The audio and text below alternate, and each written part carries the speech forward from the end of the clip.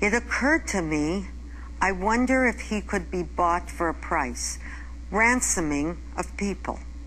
Never expecting this was going to happen, and there was a major problem with him. The problem was Canada didn't have an embassy in Damascus, and it meant that we had to go through the Canadian embassy in Beirut. And what the Canadian government couldn't understand was, why couldn't he come, pick up his Canadian visa and come?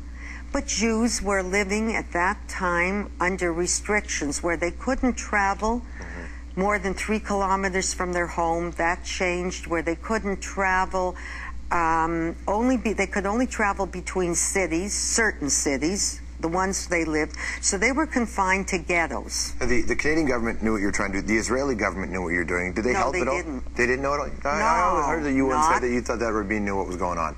Rabin knew later on. Later on? I'm talking in the 70s.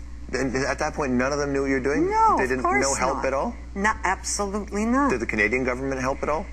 The Canadian government was quite wonderful in that they sent the ambassador from Beirut to Damascus 3 times for to deliver these papers, and 3 times they couldn't deliver the Canadian minister's permit to enter Canada.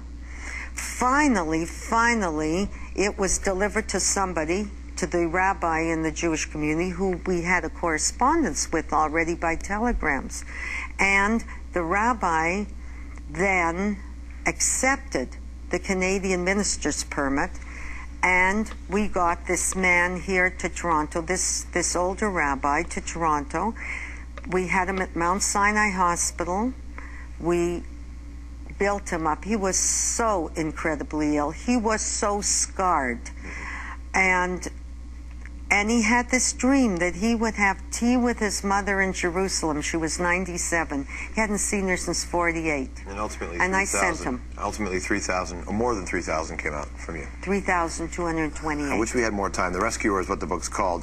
Thank you very much for your time today. You're very welcome. Thank you for asking. Lots more to come on the program tonight, including our own international thriller. That's right, the season finale of our primetime drama 2. But up next, it's The Naked Chef.